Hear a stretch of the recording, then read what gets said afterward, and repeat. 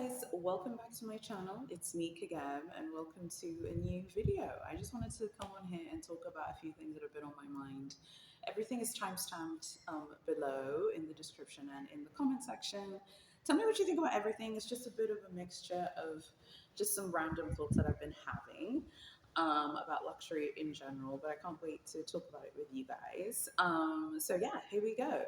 The first thing I want to talk about is this comment that I saw on someone's TikTok about Schiaparelli. There was this really interesting comment, I'm paraphrasing here, but the person was basically saying that they felt like maybe Schiaparelli should, paraphrasing here, maybe Schiaparelli should just do like couture and like they felt like the ready to wear wasn't as like over the top as the couture. I mean, I thought that was so interesting because obviously it's not meant to be. Their prêt-à-porter cannot be like as over the top as the couture because it has to be more commercial so it can appeal to more people, which is a good thing. Like we want Schiaparelli to appeal to more people if you like the Schiaparelli brand. But it was so interesting to me because I don't really understand to me, it feels kind of gatekeeperish to say that you think a brand like Schiaparelli should only be over the top and insane and crazy all the time, only for couture, and they shouldn't have like a pret-a-porter arm. Of course, they should have a pret-a-porter arm. I think if you like Schiaparelli, you're happy with the direction the brand is going in commercially. They have their concession in Harrods. They have the flagship in Paris, of course. They have a concession in New York at Bergdorf Goodman. I believe there's also like a location, like a temporary location, I think, in Shanghai in China. If you like the Schiaparelli brand, you're probably happy with how things are going now. The brand is huge on social media, but they're expanding their footprint. They're getting out there. The girls are finding out who Schiaparelli really is. Obviously, the design is great as well. I believe Schiaparelli is owned by an Italian businessman who also owns Tod's. I think his name is Diego Della Valle, but I have to just double check that. Um, and I think that Schiaparelli's success that we've seen so far is because it's not in one of these big like holding companies. It's just owned by one person. Normally, like the whole thing of one person owning something can sometimes hurt brands, but I think in Schiaparelli's case, it's actually working in their favor. So I thought that the comment on TikTok was so interesting. Right now, to me, all of the really interesting hot takes about luxury fashion are on TikTok. They're not really on YouTube. I think I know why. If you want to know my opinion why, drop a comment below and I'll tell you why. But a lot of the hot takes are on TikTok.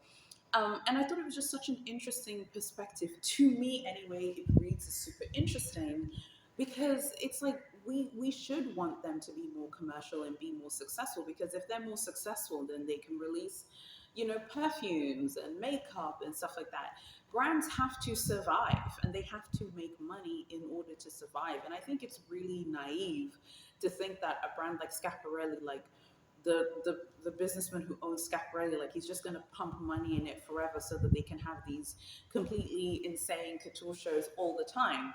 At some point, the businesses have to make a lot of money. Couture is famously a loss product for a lot of these houses. They do it because obviously it maintains their prestige in luxury fashion.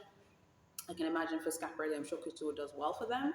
But I think, I don't know, to me it just feels very gatekeeperish to say that Schiaparelli, like, basically shouldn't have a prêt-à-porter line because they felt like the prêt-à-porter line wasn't as vibrant or as over the top as the couture line. I mean, I think that's a crazy concept.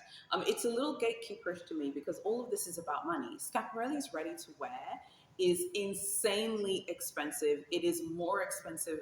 I mean, I used to think it matched Big C in terms of how expensive it was, but Chanel and Schiaparelli's clothing on the prêt-à-porter end are incredibly expensive. Like so expensive. I think it's probably one of the most, if not the most expensive ready-to-wear brand out there. Definitely going toe-to-toe with Chanel for like how expensive the ready-to-wear clothing is. On my next Paris trip, which will be this summer, I will definitely pass by the boutique at the Place Vendôme and have a look and definitely like take pictures and film clips for you guys and stuff because I like the brand too and I'm interested in the brand as well. It's very interesting. They have an exotic lizard anatomy bag, which is 11,000 euros. I mean, it's wild. Okay, the pricing of their products is really really expensive. So I just thought that the comment was crazy to me, because it's like, why do you want the brand to be even more exclusive unless you're seeing it as like an art project, or unless you're seeing the catwalk shows as a way for you just to get, to see something that's like almost like you're in a museum looking at like the Mona Lisa, or the Salvator Mundi. At a certain point, we should want these brands to be commercial so that they create great products and so that they fight for our money. I don't agree that Schiaparelli, shouldn't have a prêt-à-porter line. I think it's actually the right decision is to have a ready-to-wear line. I think that's really, really clever. So that's just like the first thing that I wanted to talk about, because I remember seeing that comment and thinking, like, why are people like this? Like, why do people want these brands to gatekeep it even more? It's incredibly difficult to get your hands on Schiaparelli products. You have to go to the flagships, or to go to the Bergdorf Goodman location, or Harrods, or go to Shanghai in China in order to purchase their products directly from them. Okay, it's an incredibly exclusive brand just to attain or get one of their products. I don't really understand this whole idea that they should only do couture, and every show has to be this wild, crazy show. Like, at a certain point, the girls need to be able to wear these dresses, honey. The girls need to be able to wear them. And I think even in terms of couture, which I think we can definitely do a video on couture. If you guys want me to talk about couture, let me know, because I've done a ton of research into couture. Like, the amount of people who buy couture, the women who buy couture, is very, very few worldwide. And they're known to like multiple houses. And also, they're buying them for different needs. I remember seeing this article that was saying how, in the old days, people were buying couture for like galas and red carpet events. But these days, people are buying, couture for all kinds of things. They're buying them for weddings, they're buying them for private events, they're buying them for dinner parties. Some women are buying them to wear to their jobs at work. That is actually a thing as well. That with couture, obviously, you'd have to be paid a lot of money in order, to justify that. So I think, yeah, it's really important, in my opinion, for Schiaparelli to continue. I would love to see what they do. And I actually think their ready to wear is more interesting than what they're doing at couture, because I think it is harder for him, I think, to make a couture. I mean, sorry, it's harder for him to make a prêt-à-porter line from a brand that's really known for couture. So I think it's probably, to me anyway, as a businesswoman, it's more of a challenge to sell that ready-to-wear line. And don't forget, ready-to-wear is still incredibly expensive. I mean, sometimes I think in luxury, we live in this kind of bubble, right? Even on here, you might sit here and be like, oh, like a swimsuit, from Moschino or Versace being 300 euros isn't expensive. I just want to be clear, 300 euros, $300, £300 for a swimsuit is very expensive for a lot of people, because you can get some really nice swimsuits on ASOS right now for like £25, and they're nice. They're not like a raggedy mess, honey. Okay, you're still gonna look like Barbie this summer. And that's just like a swimsuit. We're not even talking about things from like Brunello Cucinelli. I just saw some denim jeans that I liked on Farfetch's app from Brunello Cucinelli that were like $2,000. Like, high-end luxury clothing is expensive, whether it's a swimsuit, whether it's jeans, whether it's a top. Schiaparelli's stuff is still really expensive. So I'm very confused by this idea that, oh, they should leave ready to wear because it's not as theatrical as the couture work. Don't people want Schiaparelli to be relevant in luxury fashion? You need to be relevant, and I think one of the ways to be relevant is to have a ready-to-wear line, for sure, 100%. So I think that they're doing the right thing, and I look forward to seeing what they have on offer this summer when I go on my trip. The next thing that I wanted to talk about, and I did actually kind of share kind of my views on the whole thing on my social media, but I had some other thoughts that I wanted to share, is the reaction to the Lydia Millen video that she filmed. Just for those of you who haven't heard, Lydia Millen, who's a British influencer, filmed this video saying that she was selling all her Hermes bags, and she was talking all kinds of stuff in it.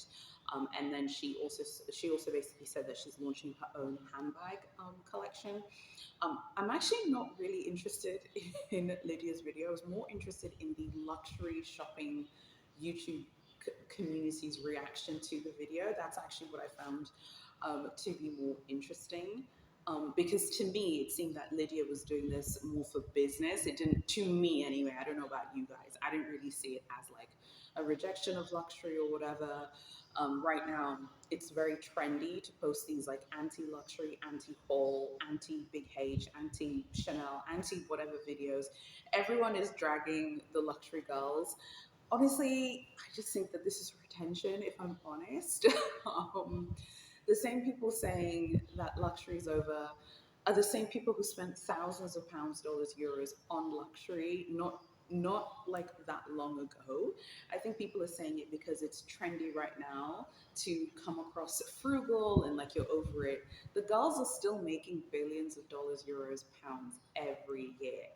Just remember that the next time you watch one of these luxury's dead videos, remember that the girls are raking the money in, even in quiet years. Yes, it's quiet.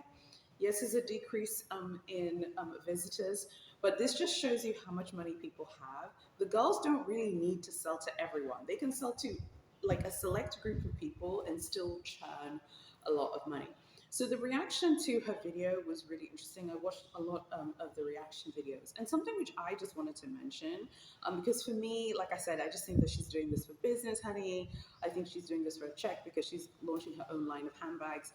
From a marketing point of view, it does come across a little bit of a double standard to be like, hey guys, I have these really expensive handbags from Big H and Dior and Chanel and so on and so forth. But hey, go buy this handbag that's going to be maybe what, £200, £150. So I'm guessing. I have no idea how much her handbag is going to be. I'm just guessing how much it will be. Um, it does come across a little bit like a double standard. Like, hey, you have really expensive Big H handbags, but you want us to go and buy this. It does kind of feel like, okay, well, maybe you know, it's not that sincere. So to me, this came across as business. Now, the reaction from the luxury community has been really interesting because in a lot of the reaction videos that I saw, first of all, Lydia has a lot of followers. So her followers came to defend her in different reaction videos. I saw Jerusha's video, and that was really interesting to me because the reaction to her video was pretty harsh from a lot of people who like and support Lydia. And there's some really tough comments there. I was just like, look, I'm not going up against Lydia's her followers, honey. But my view on the video itself and this whole topic is that people are doing anything to survive because right now everything is about business. If you think that luxury is on the decline, which I personally don't think luxury is on the decline, if you think luxury is on the decline, it does make sense to be like, hey guys, I'm disavowing luxury and here's this new product that I'm launching. But to me, it doesn't come across sincere because it's still about business and it's still about making money. I think it's more sincere to say, guys, I'm done with Big H, I'm done with Big C, and I'm no longer part of the sort of consumerism wheel, as it were. Guys, you're never going to see a video like that from me. I love beautiful things. I love things with a Z. I'm a materialistic person. I'm a maximalist to my core. I love colors. Hello, pink. I love to stand out. I love anything that is vibrant, gorgeous, and beautiful. That is always going to be me. Are there going to be peaks and valleys where maybe you're buying less? Sure. There'll be times where maybe you're, spending less money because you're buying other things, whatever. But I think most people, particularly if you're like the same age as me, I'm 38, I'm going to be 39 next month. You probably are set in your ways right now. I think the unpopular opinion that I have is this. I think influencers like Lydia Millen are looking for attention online. I think that this is a business decision. I still think she'll be shopping at Hermes. I'm sure in a year's time she will have an Hermes unboxing, or maybe there'll be a very special piece. Um, you know, that she will end up buying. Perhaps I don't know. I don't know like the situation of how, but I don't think that this will be the end of her Big H unboxings, because I think what influencers do is they like to ride waves, and there's nothing wrong with that. There's nothing wrong with riding the wave of right now. And in the English speaking luxury community, and you notice what I said, English speaking, so I'm going to talk to you about languages in a minute. In the English speaking luxury community, there does seem to be this like anti luxury kind of movement happening, which to me, again, is very insincere because it's all about views and attention. If I post a video saying, guys, I've had a baby and I'm no longer going to be interested in luxury. I'm just going to be buying things for my baby. I'm going to be putting things in, that old chestnut. Put it in stocks. Put it in a savings account. That video is going to get more views than the actual reality, which is, guys, I'm still here, still super obsessed, really excited about my summer travels. I can't wait to share with you all of the tea vlogs. I can't wait to go to Hermes in Paris to try again to get another appointment. I can't wait to go to Louis Vuitton. I can't wait to go to the Schiaparelli store. I can't wait to go to the Versace boutique. Now, there's so much change going on at Versace as well, which has been, crazy. I want to look at Gucci's baby clothes that I was looking at yesterday on their website. They had a top for 210 euros. They had a one size one piece with buttons on the back. Okay. I'm like, Big Gucci, go buy. What newborn needs buttons on the back? Just the most ridiculous troll one piece. That isn't going to get as many views as I'm disavowing luxury. I think the girls are doing this for attention. I think they're doing this for clicks and for views and for attention. And I think if you're watching this and you're not a content creator, I wouldn't pay it any mind. I don't think it means luxury is over. I don't think it means that at all. I think what it simply means is luxury is over for the people who rely on making their living online because they need to find attention in other ways. That is my unpopular opinion. If you're a supporter of these people, that's cool. Okay? But the harsh reality is a lot of these people who are doing this full time need to post the things that people want to see. Right now, in the Anglophone, like luxury world, there seems to be a movement away from sort of like high end luxury brands online. Because remember, online is not real life. I know that people think like, okay, that's what everyone's saying online, but I guarantee you, if you go to the Avenue Montaigne today in Paris, if you go to Fifth Avenue, New York, if you go to Sloane Street in London today, okay, if you go to any of the top luxury shopping streets of the great cities of the world, I guarantee you the boutiques will have customers in there. Something else which I've noticed, like in this kind of debate about luxury, I remember seeing someone else's comment on a video and it was saying, oh, all the stores are empty. These stores are not supermarkets, okay? So I don't know why people expect to see tons and tons and tons of people in these stores. They're not supermarkets. If someone walks into Cartier, if a Cartier boutique get 20 walk-in customers a day, 10 buy, and each of them spend like $25,000, pounds, euros, which is completely feasible. That is still like minimum £250,000. Okay, they don't need to have that many people in order to make like their money for the week. They probably have weekly targets. They don't need that many people. So I don't really understand those comments either. Honestly, there are a lot of great content creators out there who are posting unboxings and hauls. There are new people on the scene right now. If you are someone who's into luxury, go and find new people to support. Don't say that luxury is gone just because your favorite content creator is like, I'm over luxury, guys. Luxury is still around. The girls are still posting things. Go find new people to support. If you don't like me, that is fine. You do not need to like me. Let me tell you how you can go find some new people to support on YouTube anyway. Go on YouTube on your search filter and type in like whatever phrase about luxury that you're interested in. For me right now, I'm looking for unboxings for Cartier, I'm looking for Gucci unboxings, and I'm looking for Louis Vuitton unboxings. If you put Louis Vuitton unboxing or Gucci unboxing in the search title and then click on the filters, look for the most recently uploaded video, it will show you all of the new luxury unboxings that are Louis Vuitton unboxings or Gucci unboxings or luxury hauls. There's some great hauls and great unboxing videos from people who are new to YouTube and have just started their channels recently. Go and find new people to support, whatever your interests are, whether it's Louis Vuitton, Cartier, Hermes, Gucci, Chanel, whatever. Go find new people to support. But let's just be clear, luxury's not over, luxury's not gone. People are just looking for attention online. That's why you're seeing these videos. And it works. It works because it's just, it's tapping into controversy. It's tapping into people want to see affirmations of things that they feel. If you are over luxury right now, you are more likely to seek out people who are saying they're over luxury as well. Okay, and then that's going to get more and more and more views.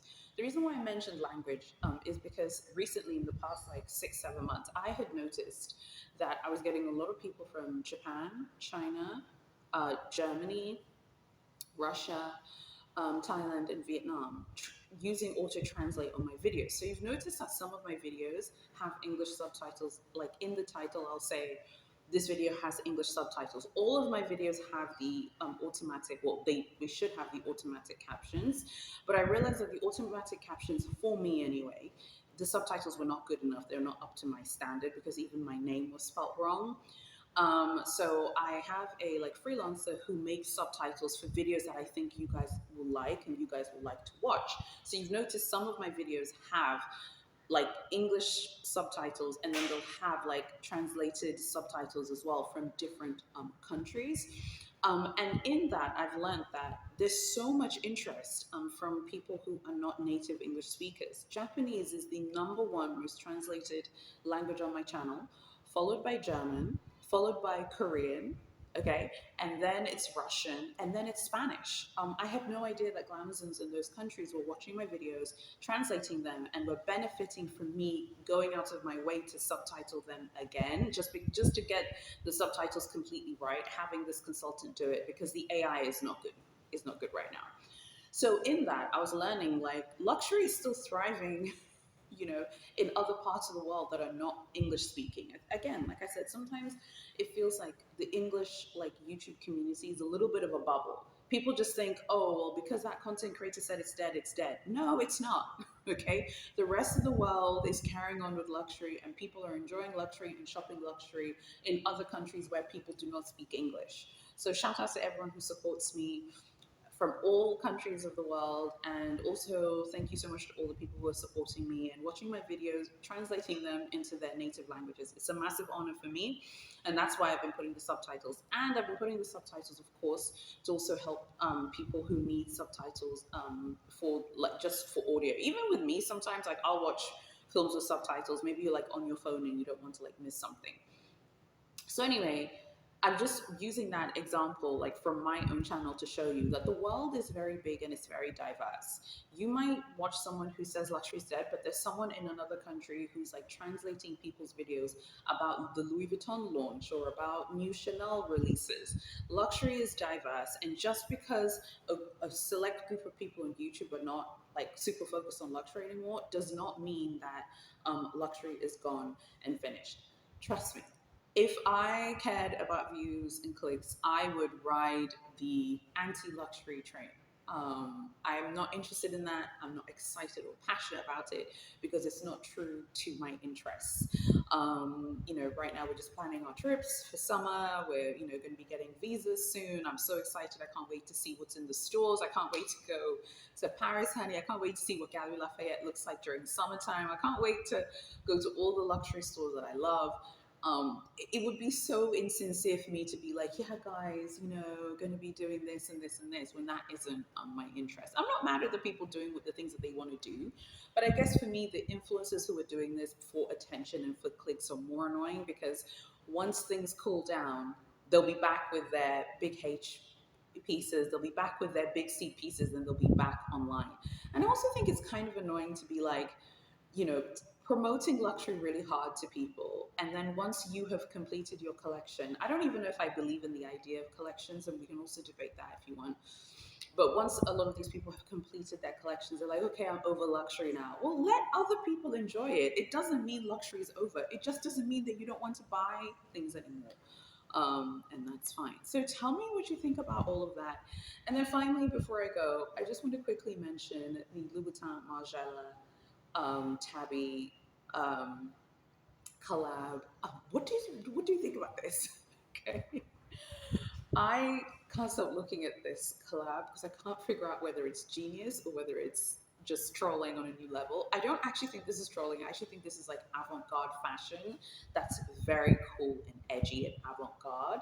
I just need to know what everyone thinks. Like, I need to know what you guys think about this. So please let me know in the comments below, and let me know if you want to see me post like new arrivals that are not from like the sort of the popular brands on YouTube.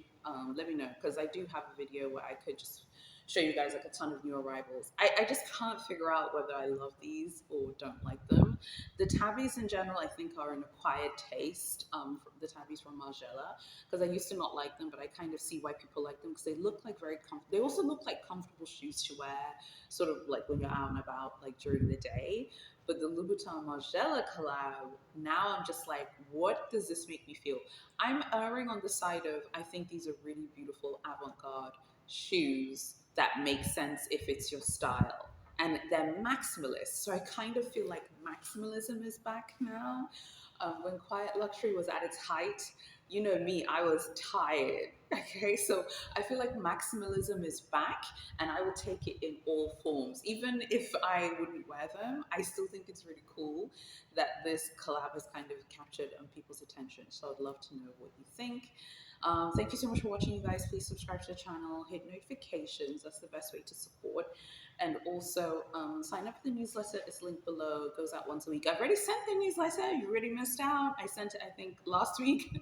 All the days kind of melt into one day because I have childcare during the week, but the nannies don't come on the weekend.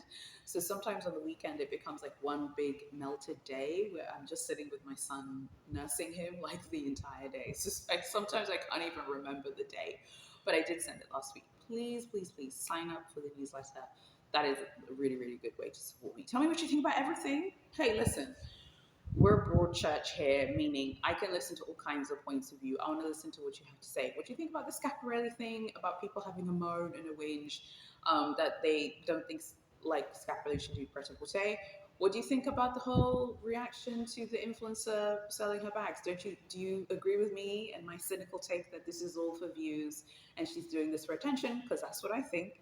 And what do you think about the Louboutin Margiela tabbies? I'd love to know. Thank you so much for watching. God bless you guys, and I'll see you very soon in my next video.